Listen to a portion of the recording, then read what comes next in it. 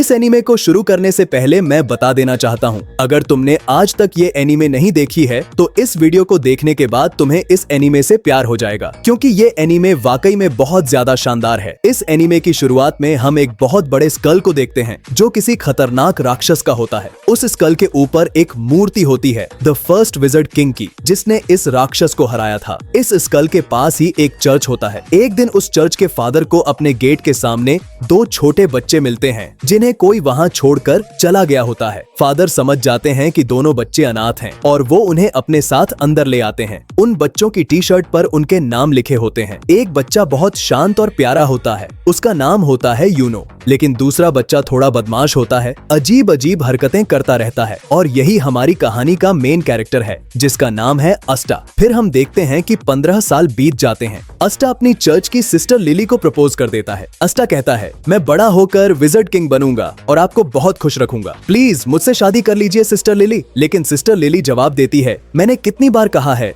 मैं तुमसे शादी नहीं कर सकती। अस्टा बहुत ज्यादा जिद्दी होता है और बार बार उनसे शादी के लिए जिद करने लगता है। परेशान होकर सिस्टर लिली अपने मैजिक से आस्टा को एक वाटर पंच मार देती है, जिससे आस्टा वहीं बेहोश हो जाता है। थोड़ी देर बाद वो होश में आता है और फिर से सिस्टर लिली के पीछे पड़ जाता है, लेकिन तभी यूनो वहां आ जाता है और अपने मैजिक से आस्टा को वहीं गिरा देता है। अस्टा गुस्से में उठकर कहता है, तुम हर बार मेरे और सिस्टर लिली के बीच अपनी टांग क्यों अड़ाते हो? यूनो शांति से जवाब देता है, पहली बात, तुम बहुत शोर मचाते हो। दूसरी, तुम्हारी हाइट बहुत कम है। तीसरी, तुम दिमाग से भी कम हो। और सबसे जरूरी बात, सिस्टर लिली एक नन है और नन्स शादी नहीं कर सकती। ये सुनकर एस्टा और ज्यादा गुस्सा हो जाता है और यूनो को फाइट के लिए चैलेंज करता है, लेकिन यूनो मना कर देता है। तभी एक बच्चा मैक्स बोलता है, तुम कभी भी यूनो को हरा नहीं सकते। 15 साल का होकर भी तुम मैजिक इस्तेमाल नहीं कर सकते। असल में इस दुनिया में हर कोई मैजिक इस्तेमाल करता है, लेकिन आस्टा के पास बिल्कुल भी मैजिक नहीं होता।